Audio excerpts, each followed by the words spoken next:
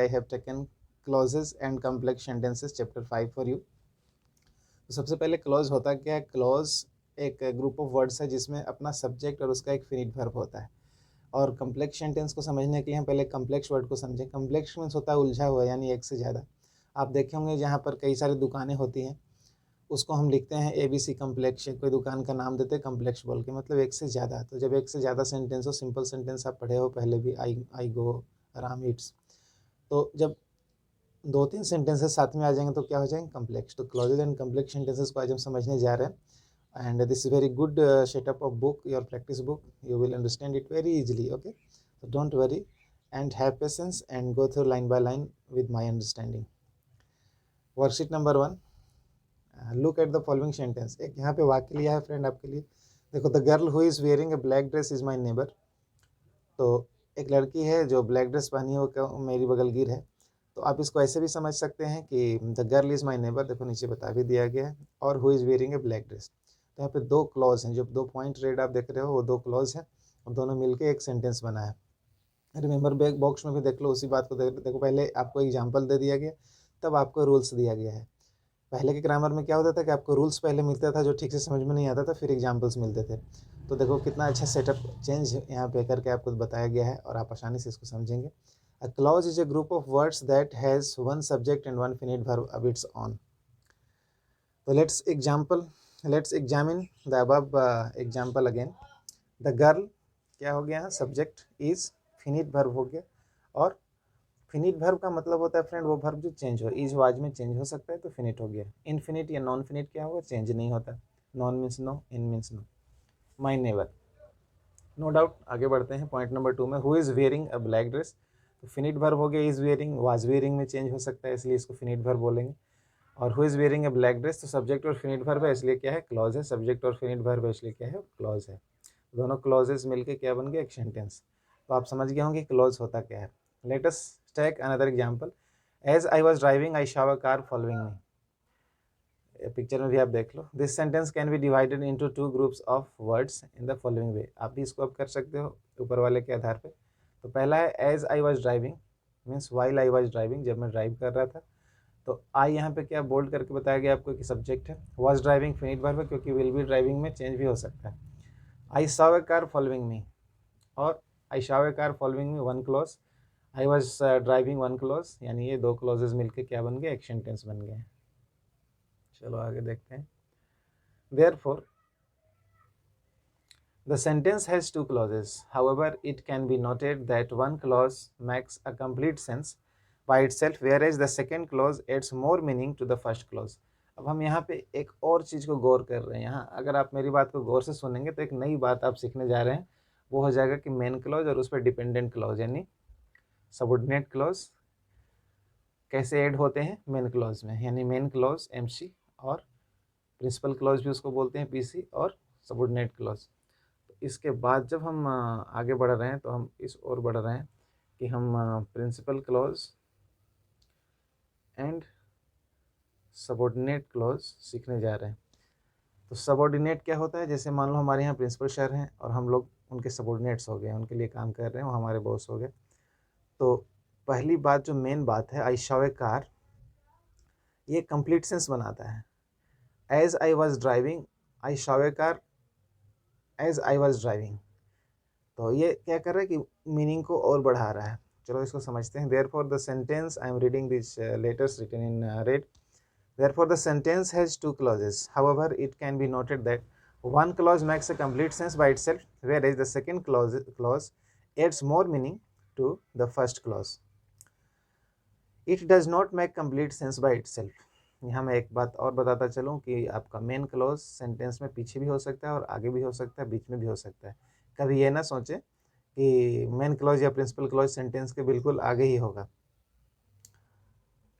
चलो आगे चलते हैं। I saw a car following me makes complete sense, as I was driving adds more meaning, depends on other clauses for meaning. The clause that makes complete sense by itself is called main clause. Okay, जो अपने आप अर्थ बनाता हो, जो अपने आप पे dependent हो, उसको डिपेंडेंट क्लॉज या मेन क्लॉज बनाते हैं, और बाकी जो सेंटेंस होगा उस पर इंडिपेंडेंट होगा। This clause that depends on it for its meaning is called subordinate clause. और अभी आप इसको नहीं भी समझे होंगे तो डोंट वरी, फिर से आप इसको वॉच करें शुरू से, और उसके बाद भी नहीं समझे तो और भी बहुत सारे एग्जाम्पल्स आने वाले हैं, आप it is sure that you will understand. अब यहाँ पे देखो कुछ डिफिनेशंस, कुछ रिमेंबर बॉक्स में आपके लिए बताया गया है। कम्प्लेक्स सेंटेंस का एग्जांपल दिया गया, अभी हम समझ रहे थे क्लॉज, अब कम्प्लेक्स सेंटेंस का एग्जांपल है। अ complex sentence is always made up of one main clause and one और मोर सबऑर्डिनेट क्लॉजेस। तो एक मेन क्लॉज तो होगा ही, साथ में सबऑर्डिनेट क्लॉजेस 2-3 रहेंगे। Read the sentences given below and write the clauses, also mark the subject and the finite verb in each. तो they stopped when the sun set, मान लो एक सेंटेंस है, इसमें इंडिपेंडेंट क्लॉज क्या हुआ, दे स्टॉप्ड, वे रुक गए। अब रीजन क्या था वहाँ, व्हेन द सनसेट, क्योंकि सनसेट हो गया था तो वो कैसे जाते आगे बिना लाइट के। तो व्हेन द सनसेट उतना इंपॉर्टेंट नहीं है जितना दे स्टॉप्ड इंपॉर्टेंट है, इसलिए इसको रखा गया इंडिपेंडेंट क्लॉज में, आई में, और डिपेंडेंट को डी में रखा गया है। इसको आप ये भी बोल सकते थे कि मेन क्लॉज है दे स्टॉप्ड। एमसी या कहीं कहीं ग्रामर में आपको मिलेगा, ये प्रिंसिपल क्लॉज है, पीसी शॉर्ट में लिखते हैं। और डिपेंडेंट क्लॉज जो होता है वही सबऑर्डिनेट क्लॉज होता है, व्हेन द सनसेट, इसको सबऑर्डिनेट क्लॉज बोलते हैं। There was a king who chose to live in a forest. अब आपको यहाँ पे बताना है फ्रेंड, यहाँ पे इंडिपेंडेंट कौन सा होगा और डिपेंडेंट कौन सा होगा। तो चलो फिर से गौर से पढ़ो, आपको पता चल जाएगा। There was a king who chose to live in a forest, तो पहले किंग होगा तब तो कुछ करेगा, इसलिए देयर वाज ए किंग क्या होगा, इंडिपेंडेंट। और डिपेंडेंट क्या होगा, who chose to live in a forest. अब अगर आप मान लो क्यों होगा कि भाई क्या मैंने कह दिया इसलिए होगा, नहीं, इसलिए होगा क्योंकि अगर आप बोलेंगे who choose to live in a forest को इंडिपेंडेंट बनाएंगे तो यहाँ क्लियर नहीं होता है कौन। लेकिन पहले आप अगर मेन क्लॉज को रखते हैं कि there was a king full stop, तो अपने आप में काफ़ी है, एक सेंटेंस है देयर वाज ए किंग, तो इसलिए इसको हम रखते हैं इंडिपेंडेंट में, और बाद में हम डिपेंडेंट पे जाते हैं, सबऑर्डिनेट को ऐड करते हैं। तो मेन बॉस तो मेन हुआ ना पहले, वही तो सब रूल करेगा, सबऑर्डिनेट्स तो उसके हेल्प करेंगे। तो ये सबऑर्डिनेट क्लॉज जो होते हैं वो मेन क्लॉज को हेल्प करने के लिए, उसको एक्सप्लेन करने के लिए, बड़ा करने के लिए लाते हैं। जैसे अगर आप बोलते हो I am going to Ranchi, तो ये क्लियर नहीं होता है पूरा कि क्यों। अगर सुनने वाले को और लिसनर को ये मालूम नहीं है कि क्यों रांची जा रहे हैं, तो आपको क्लॉजेस जोड़ने होंगे, subordinate clauses, listen me carefully. तो आप बोलेंगे I am going to Ranchi, है ना, where I will buy some goods और प्रोडक्ट्स ऑफ दिस कंपनी और दैट कंपनी। तो बाद में आपको जोड़ेंगे, क्लियर करेंगे उस सेंटेंस को, तो आप क्लॉजेस जोड़ेंगे, जो भी आप जोड़ेंगे वो सबऑर्डिनेट क्लॉज जोड़ेंगे। I am going to Ranchi क्या हो जाएगा, आपका मेन क्लॉज हो जाएगा। ऐसे आप इसको डिफाइन कर लेंगे फ्रेंड। मैं एग्जांपल्स में यहाँ पे ज़्यादा समय नहीं दे रहा हूँ क्योंकि वीडियो प्रोलॉन्ग हो जाएगा बहुत ज़्यादा। तो यहाँ पे आप इंडिपेंडेंट एंड डिपेंडेंट को छांटेंगे, किसी में प्रॉब्लम होगा तो आप कमेंट में पूछेंगे कि सर कौन सा इंडिपेंडेंट और डिपेंडेंट और इंडिपेंडेंट है, मैं नहीं कर पा रहा हूँ, फिर से मैं आपको बताऊँगा। फिलहाल मैं आगे बढ़ता हूँ। अब कम्प्लेक्स सेंटेंस में आगे है, रिमेंबर बॉक्स की complex sentence is made up of a main clause that is complete in meaning by itself. फिर से बता दिया आपको यहाँ की मेन क्लॉज किसको बोलते हैं, एंड वन और more subordinate clauses that do not make complete sense by themselves but provide extra information about another clause. ये हम समझ लिए थे, बल्कि फिर से आपको यहाँ पे रिविजन में मिल गया है। They stopped when the sun set, तो फिर से उस एग्जाम्पल को लिया है। दे स्टॉप्ड का क्या कर रहे हैं यहाँ पे, कन्वे कर रहा है, बता रहा है कंप्लीट मीनिंग बाय इटसेल्फ, अपने आप में कंप्लीट मीनिंग है दे स्टॉप। चलो भाई और रुक गए। तो यहाँ पे सब्जेक्ट भी है दे और फिनिट वर्ब भी है स्टॉप।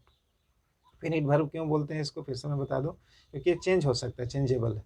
तो व्हेन द सन सेट, ये जो रेड में दिया है फ्रेंड वो हो गया क्या, इस पर डिपेंड है दे स्टॉप पे। So does not make sense on it's on, केवल ये बोलते हैं व्हेन द सन सेट, तो ये बात पूरी नहीं होती। सनसेट्स बोलेंगे तो यूनिवर्सल ट्रूथ हो जाता है, सूरज डूबता है। लेकिन व्हेन द सनसेट से पता नहीं चलता कि जब सूरज डूबता है तो या डूबेगा तो क्या होगा नहीं होगा, यहाँ पे सेंस क्लियर नहीं है, तो इसलिए इसको क्या बोलते हैं, dependent clause. Also remember the main clause does not always come in the beginning of a sentence. ये याद रखना है कि the main clause does not always come, जैसा मैं पहले ही बता चुका हूँ कि ये नहीं है कि अब ये शुरू में दे स्टॉप यहाँ लिखा है तो हमेशा मेन क्लॉज डे स्टॉप जैसा शुरू में ही आएगा, ऐसा दिमाग में कुछ स्टूडेंट सोच लेते हैं और फिर वो अंडरलाइन करते जाते हैं और बताते जाते हैं एग्जाम में, तो फिर गलती होती है उनकी। ये कहीं भी आ सकता है, ठीक है, इट कैन भी, कहीं भी का मतलब कि ऐसा भी हो सकता है when the sun sets they stop, इसको ऐसे भी लिख सकते हैं। इसको आप थोड़ा मैं और समय यहाँ आपको देता हूँ कि इस सेंटेंस को आप पहले भी लिख सकते थे ना, इसको बाद में भी हम लिख सकते हैं कि when the sun set they stopped. फिर भी जब आपको बताना होगा तो आप क्या बताएंगे, प्रिंसिपल क्लॉज कहाँ होता है, दे स्टॉप ही होता प्रिंसिपल क्लॉज। और फिर towards the end as in sentence more sentences are indicated here. Let's go there. Go to worksheet 2. Now in worksheet 2,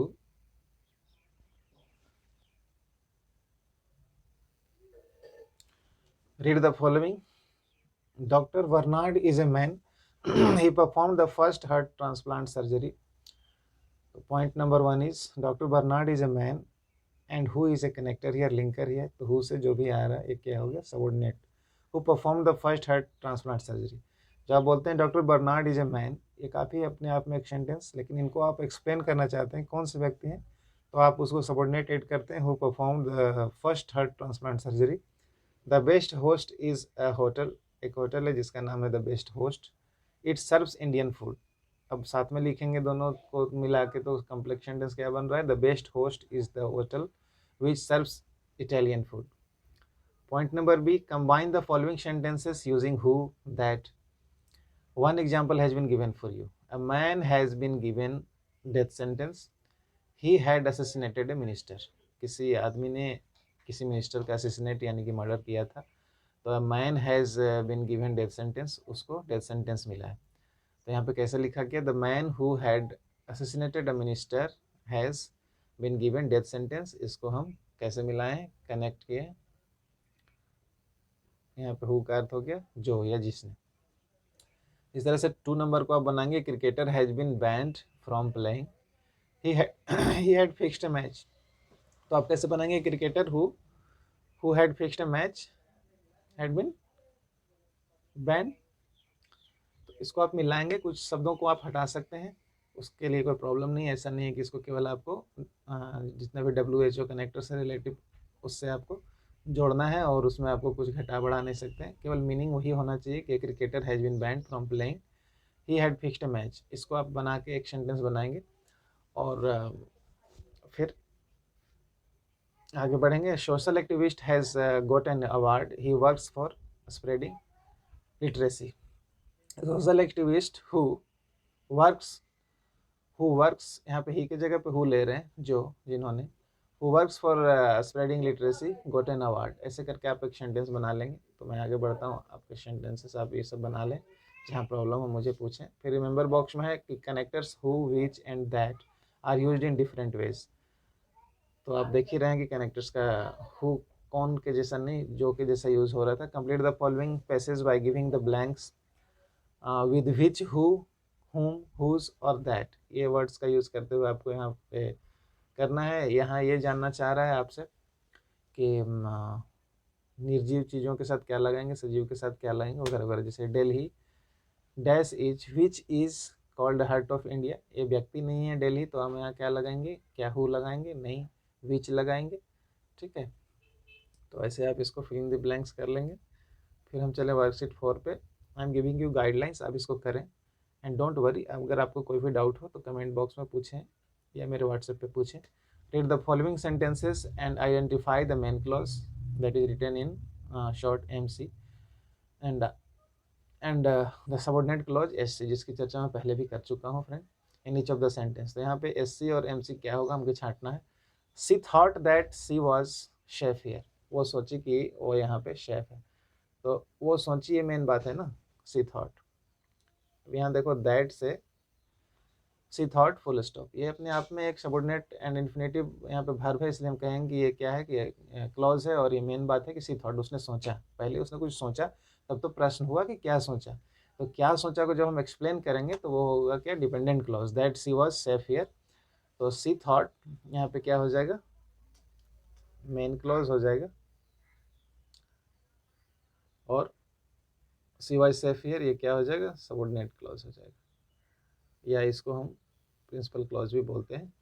तो ये हो जाएगा फ्रेंड. ठीक है, आप समझ गए. इसको फिर से बता दूं.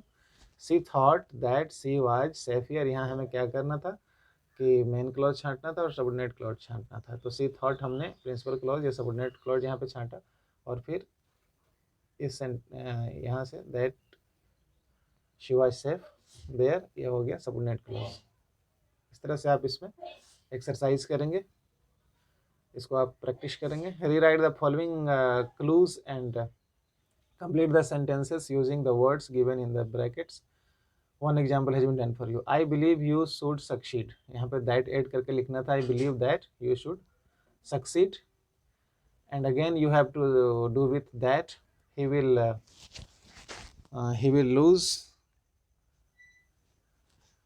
the college election is certain. Here you have to add that and you have to complete the sentence like point number 1, and then you have to add that connectors are given here. Whosoever, law should punish is guilty. So before is you will add law should punish whosoever is guilty. For number 5 number, I don't know I shall return. I don't know when I shall return. ऐसे आप इसको add कर सकते हैं. It's very easy. You already writing these type of sentences, but while learning clauses you can do it.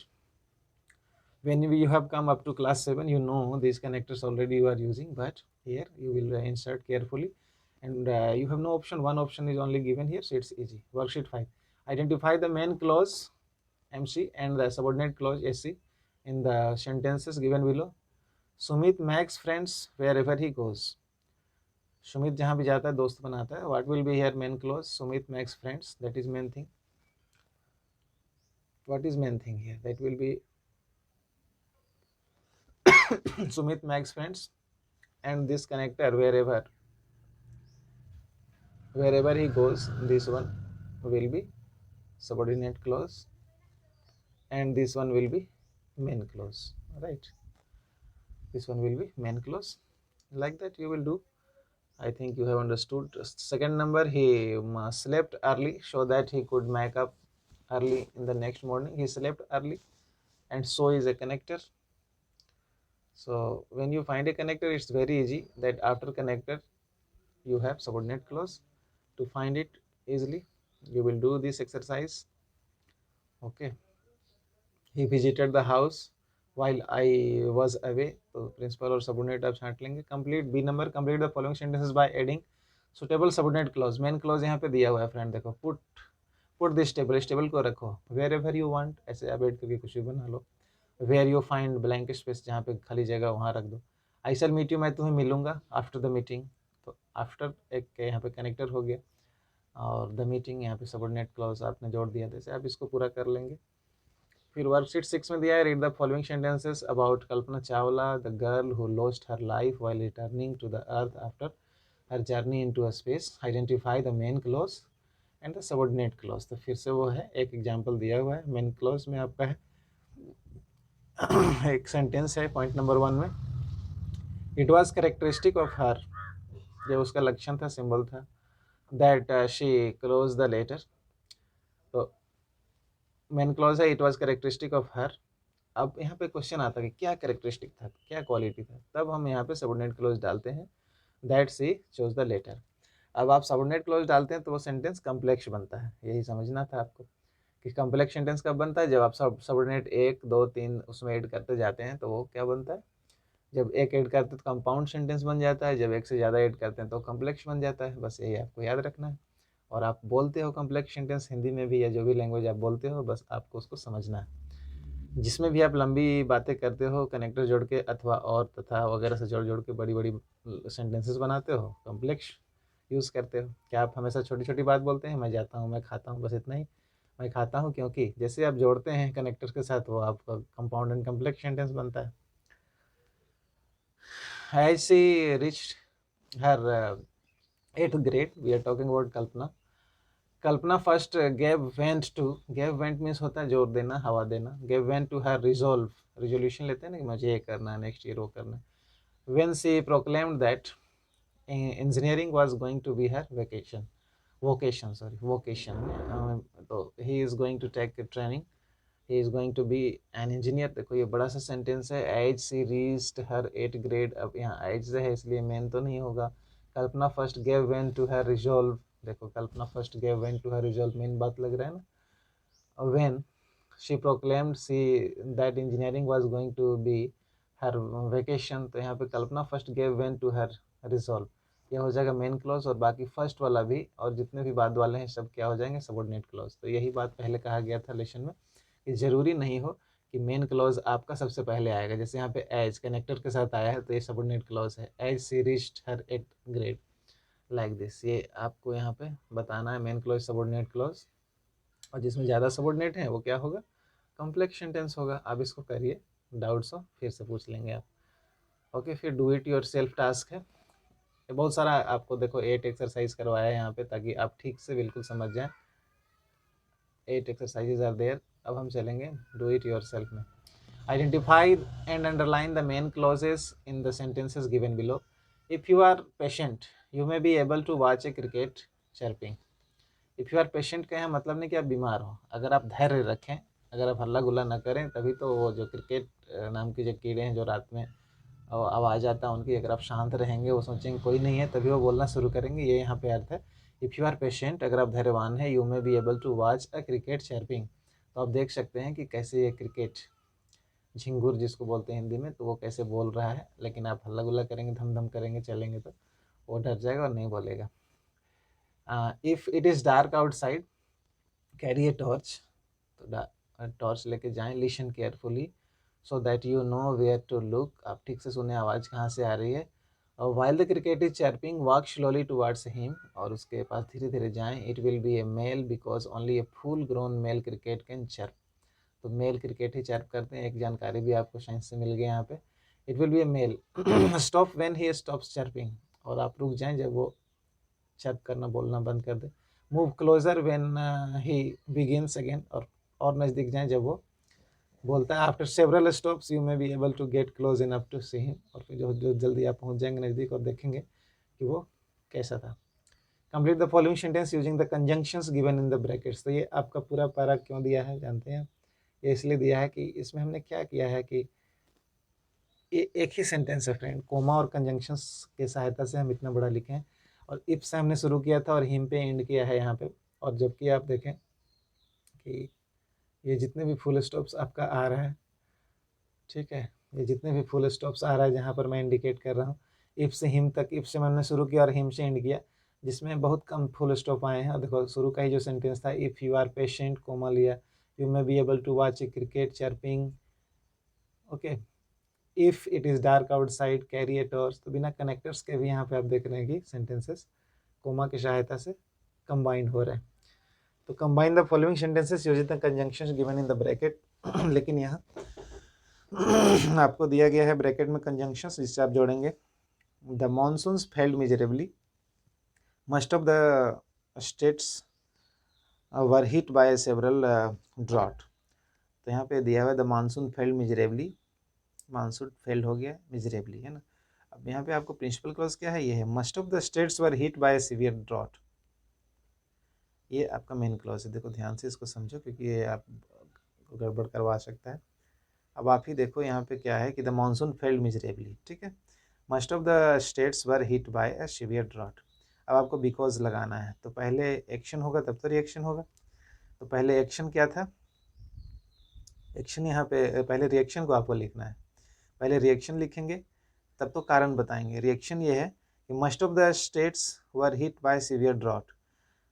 तब क्यों हुआ ऐसा, अकाल पड़ गया, सूखा पड़ गया, एक प्रश्न आपने छोड़ा, तब लोग प्रश्न करेंगे क्यों, तब आपका आंसर आएगा because the monsoon failed miserably. इसलिए आप पहले यहाँ से लिखेंगे मस्ट ऑफ द स्टेट्स और फिर इसको कनेक्ट करेंगे, ठीक है। ऐसे ही आपको सोच विचार करके कनेक्टर्स को ऐड करना है। ये this is blur, I could not clip it better, so इसको भी आप कर लेंगे अपने बुक की सहायता से। और फिर यहाँ पे आ गया लिंकर्स, यहाँ पे दिखाई नहीं दे रहा है, लेकिन हम दूसरे चैप्टर्स पे आ गए हैं, जो कि था यहाँ पे लिंकर्स। और लिंकर्स को मैं फिर से आपको पढ़ाऊँगा दूसरे वीडियो में। अभी हमने क्या समाप्त किया है, clause and subordinate clause and complex sentences. फिर मिलते हैं दूसरे वीडियो में फ्रेंड, थैंक यू, बाय।